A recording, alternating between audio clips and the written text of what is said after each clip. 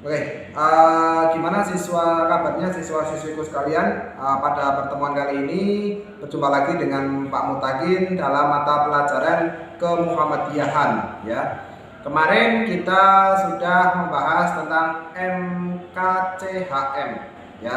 Pada kesempatan kali ini kita akan membahas PHIWM ya. Apa itu PHIWM, kemudian bagaimana sejarahnya ya. Pada pertemuan kali ini kita akan bahas pengertian, kemudian sejarah dirumuskannya PHIWM ya. Sebelum mulai pembelajaran, alangkah baiknya kita berdoa terlebih dahulu agar kita dimudahkan dalam proses pembelajaran. Berdoa dimulai.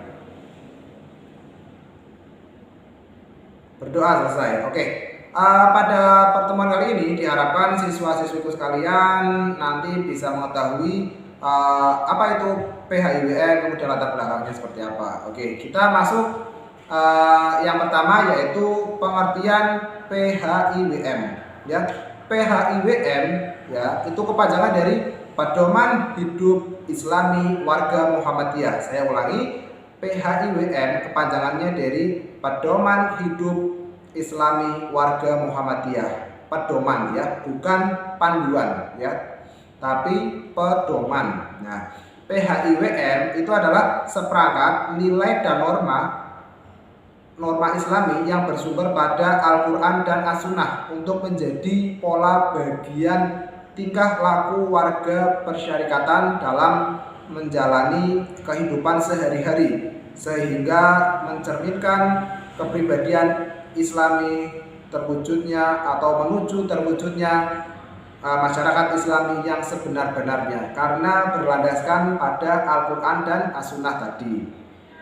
Itu terkait pengertian ya. Saya ulangi, pengertian dari PHIWM atau Pedoman Hidup Islami Warga Muhammadiyah adalah seperangkat nilai dan norma yang bersumber pada Al-Quran dan As-Sunnah untuk menjadi pola bagi tingkah laku kehidupan sehari-hari warga persyarikatan Muhammadiyah, sehingga tercermin dalam menjalani atau dalam kepribadian Islami menuju terwujudnya masyarakat Islami yang sebenar-benarnya. Secara singkatnya, PHIWM itu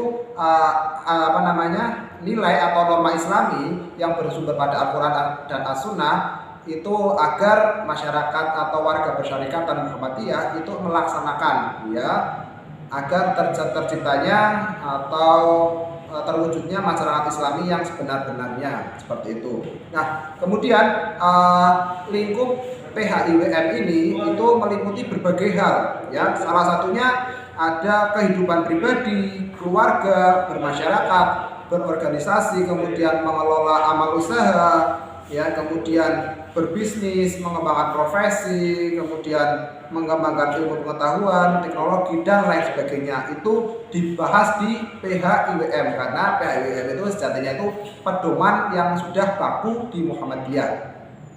Nah, kemudian pada materi kali ini atau pada materi PHIWM itu kenapa kok penting kita bahas? Karena tujuan dari PHIWM ini adalah untuk membentuk perilaku individu dan kolektif seluruh anggota Muhammadiyah, tidak terkecuali pelajar Muhammadiyah, wabil khusus di SMK Musi ya, yang menunjukkan keteladanan yang baik atau uswah hasanah menuju terwujudnya masyarakat Islam yang sebenar-benarnya. Jadi tujuan dari pedoman atau PHIWM ini itu agar sifat atau perilakunya itu menjadi uswah hasanah atau keteladanan yang baik ya, apalagi tidak terkecuali di SMK Musi ini. Nah, kemudian sejarah dari PHIWM itu bagaimana sih? Nah, pada tahun 1990 itu pada saat itu keresahan kemudian identitas bermuhammadiyah itu menurun ya. Nah, dari krisis identitas atau bermuhammadiyah ini itu berdampak pada sejumlah keresahan. Nah, salah satunya itu belum adanya rumusan baku yang mempertegas dan memperteguh Jati Diri Muhammadiyah. Nah, kemudian pada tahun 1992 itu terbentuklah suatu tim ya atau kelompok ya dalam merumuskan Jati Diri Muhammadiyah. Nah, kemudian dari Jati Diri Muhammadiyah itu pada Tanwir pertama di Jakarta atau Tanwir pada tahun 1992 di Jakarta itu dirumuskan diberi judul Pandangan Hidup Muhammadiyah ya. Kemudian pada tahun atau pada kepemimpinan Ahmad Syafi'i Ma'arif itu disempurnakan ya pandangan hidup Muhammadiyah itu pada kepemimpinan Ahmad Syafi'i Ma'arif ya.